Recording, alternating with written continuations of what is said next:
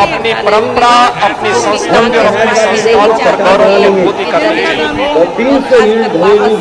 इसलिए सब लोग इकट्ठा हो जाइए और नंबर 1 पर 22 में पहले जोगी को भगाइए और इसके बाद फिर मोदी को भगाइए। सपा बसपा का मुकाबला होगा। देखिए, सपा बसपा एक क्षेत्रीय पार्टियां हैं जो कि डबल इंजन की सरकार है। केंद्र में हमारे आदरणीय मोदी जी, प्रदेश में आदरणीय जोगी जी, जो उन्होंने अपना गरीबों के लिए, समाज के लिए, खास करके महिलाओं के लिए जो उन्होंने अपने कार्यक्रम चलाए हैं, उस कार्यक्रम की गांवी स्तर पर चर्चा हो रही है। एक सेकुलर प्लेटफॉर्म इस प्रदेश को, इस देश को दे सकता है। एक सेकुलर प्लेटफॉर्म जहाँ हिंदू मुसलमान मिलकर रहेंगे। सपा सुप्रीमो अखिलेश यादव के आजमगढ़ संसदीय क्षेत्र में आने वाली मुस्लिम बहुल मुबारकपुर विधानसभा सीट पर इस बार भी सपा के सामने त्रिकोणीय संघर्ष की ही तस्वीर बनती दिख रही है। त्रिकोणीय संघर्ष से अब तक बाहर हो चुके 2 बार से विधायक होते आ रहे ओवैसी के पार्टी से प्रत्याशी बने शाह आलम जमाली लड़ाई को चतुष्कोणी बनाने के लिए जोर आजमाइश कर रहे हैं। बसपा की गढ़ माने जाने वाली इस सीट पर बसपा के पूर्व विधायक अब्दुल सलाम और बीजेपी के अरविंद जायसवाल को समाजवादी पार्टी से तीसरी बार चुनावी जंग में उतरे अखिलेश यादव से कड़ी चुनौती मिल रही है। चुनावी विश्लेषकों के अनुसार बसपा प्रत्याशी अब्दुल सलाम इससे पहले भी इस सीट पर चुनावी अखाड़े में बीजेपी से 2-2 हाथ कर चुके हैं।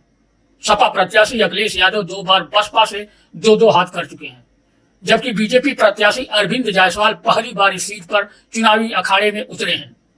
3 दशक बाद पूर्व विधायक अब्दुल सलाम एक बार फिर बीजेपी और सपा का मुकाबला करने के लिए चुनावी दंगल में उतरे हैं। मुस्लिम लड़ाकों की भरमार होने से मुबारकपुर की चुनावी लड़ाई को त्रिकोणी बनाने का काम बीजेपी के अरविंद जायसवाल ने किया है। हालांकि अरविंद जायसवाल सगड़ी विधानसभा क्षेत्र के रहने वाले हैं। वे अजमतगढ़ नगर पंचायत का कई सालों तक चेयरमैन तक रह चुके हैं। चुनावी विश्लेषकों के अनुसार 90 के राम लहर में अब्दुल सलाम इस सीट पर जनता दल से जब चुनावी अखाड़े में उतरे थे तो बीजेपी से उन्हें कड़ी टक्कर का सामना करना पड़ा था। लगभग 9,000 वोट से ही अब्दुल सलाम उस समय जीत पाए थे। तब अब्दुल सलाम को 31,874 वोट मिले थे और बीजेपी के हरेंद्र सिंह को 22,554 वोट मिले थे।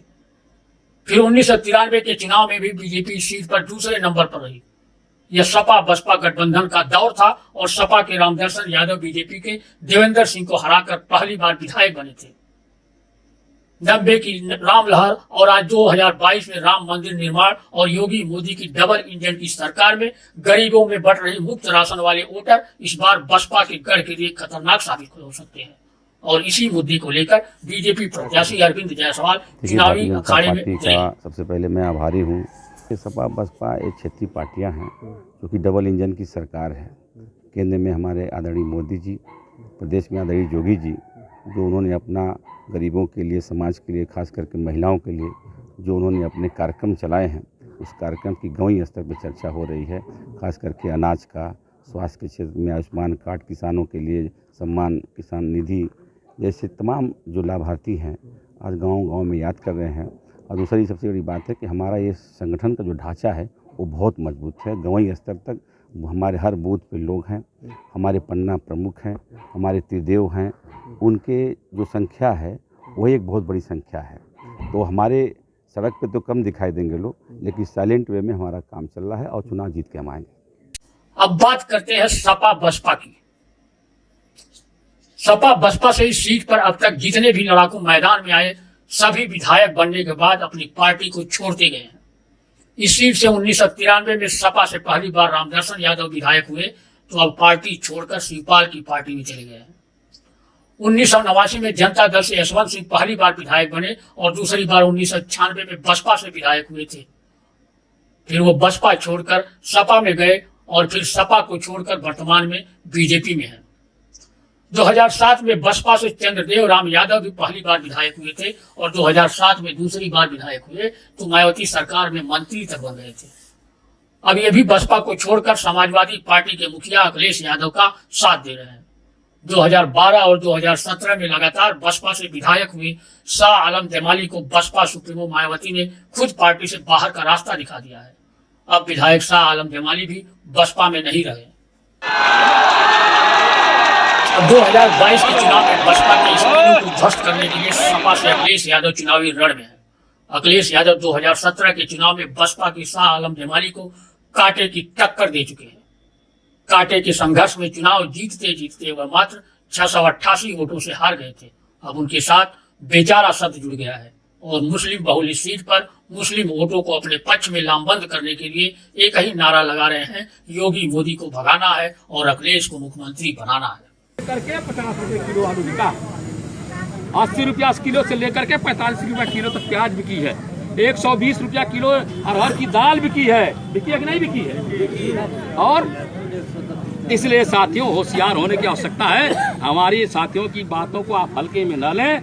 सबसे नंबर 1 पर सारे लोग जात बिरादरी धर्म मजहब की बातों को छोड़ करके अपने समाज के लिए, अपने बाल बच्चों के लिए, अपने आने वाले भविष्य के लिए सब लोग इकट्ठा हो जाइए और नंबर 1 पर 22 में पहले जोगी को भगाइए और इसके बाद फिर मोदी को भगाइए। और गरीबों को बांटने के लिए सारा काम कर रहे हैं। सब लोग समाजवादी पार्टी के झंडा के नीचे इकट्ठा होइए। मैं उन लोगों से कहना चाहता हूँ जो समाजवादी विचारधारा के नहीं है, मैं उन लोगों से कहना चाहता हूँ जो समाजवादी पार्टी में नहीं है, उन लोगों से कहना चाहता हूँ कि क्या भारतीय जनता पार्टी को आप हराना चाहते हैं कि नहीं चाहते हैं? बोलिए, जोगी की सरकार खत्म करना चाहते हैं कि नहीं करना? उत्तर प्रदेश के अंदर भारतीय जनता पार्टी की सरकार को खत्म करने की अवकाश समाजवादी पार्टी का किसी और की है? समाजवादी पार्टी की है। उत्तर प्रदेश के अंदर मुख्यमंत्री के रूप में सबसे ज्यादा जनता किसको मानती है? अब बात करते हैं बसपा प्रत्याशी अब्दुल सलाम की। अब्दुल सलाम इस सीट को मंडल कमंडल की सियासत के दौर में 1991 में जनता दल के टिकट पर जीत चुके हैं, मगर 2 साल ही वह यहाँ के वोटरों का प्रतिनिधित्व कर पाए थे। 1993 में मध्यावधि चुनाव में बाहर हो गए। इसके बाद से उन्होंने सियासत से दूरी बना ली थी। 3 दशक बाद अब्दुल सलाम बसपा की हाथी पर सवार होकर मुस्लिम बहुल सीट को जीतकर मायावती को मुख्यमंत्री बनाने की बात कर रहे हैं। इधर बसपा छोड़ चुके विधायक शाह आलम जमाली अपनी इस सीट को पाने के लिए ओवैसी की पार्टी से तीसरी बार चुनावी अखाड़े में हैं। वे सपा, बसपा और बीजेपी की त्रिकोणी लड़ाई को यह कहकर चतुष्कोणी बनाने की कोशिश कर रहे हैं कि IMIM में एक ऐसा प्लेटफॉर्म है जहां सभी वर्गों का सम्मान है। साथ ही वह यह भी कहते हैं कि मैं बेचारा नहीं हूँ। हम लोग ये चाहते हैं कि हम हिंदू मुसलमान दोनों भाई मिलकर के MIM को इतना मजबूत करेंगे कि ये एक बड़ा प्लेटफॉर्म तैयार होगा इस पूरे देश, जिसमें सेकुलर राजनीति होगी, विकास के नाम पे राजनीति होगी, धर्म और जाति के आधार पे बेस राजनीति नहीं होगी। कहा जाता था मेरी राजनीति का आधार यहाँ की 3.5-4 लाख जनता है। मैं ये मानता हूँ कि इस असेंबली में जितनी हमारी आवाम है वो पूरे मेरा परिवार है, वो मेरे परिवार का एक हिस्सा है। और मैं आपको बताऊं कि ऊपर वाला देखेगा, ऊपर वाला चाहेगा तो आप लोग देखेंगे कि यहाँ के बड़ी भारी मार्जिन से मैं अपनी जीत दर्ज करूँगा। मुस्लिम मतदाताओं की बहुलता वाली मुबारकपुर विधानसभा में मुस्लिम वोटर लगभग 1.25 लाख है, जबकि दलित 80,000 के करीब है। वहीं यादव वोटर भी कम नहीं है, इनकी भी संख्या 70,000 के करीब है, जबकि चौहान वोटर 20,000, छत्री वोटर 10,000, ब्राह्मण 6,000 और मौर्य लगभग 8,000 वोटर है। 2 चुनावों से मात खा रहे बेचारा बने सपा के अखिलेश यादव को पूरा विश्वास है कि उन्हें इस बार सूबे में अखिलेश यादव को CM बनाने के लिए मुस्लिम वोटों का समर्थन मिलने से नैया पार हो जाएगी। वहीं बसपा के अब्दुल सलाम दलितों के साथ ही मुस्लिम वोटरों में उतनी ही सेधमारी करने की प्रयास में हैं जितनी से अब तक बसपा इस सीट पर कब्जा करती आ रही है। जबकि ओवैसी की पार्टी के प्रत्याशी बने शाह आलम जमाली बसपा के वोट बैंक में सेधमारी करते हुए मुस्लिम वोटरों पर भी चारा फेंक रहे हैं ताकि लड़ाई को चतुष्कोणी बनाया जा सके। इधर कांग्रेस प्रत्याशी परवीन बानो भी पुराने कांग्रेसी वोटरों के साथ ही मुस्लिम वोटरों में भी सेधमारी करने के लिए जूझ रही है। इन सब के बीच बीजेपी प्रत्याशी अरविंद जायसवाल मुस्लिम वोटों के बिखराव के बीच से निकलकर कमल खिलाने की कोशिश कर रहे हैं।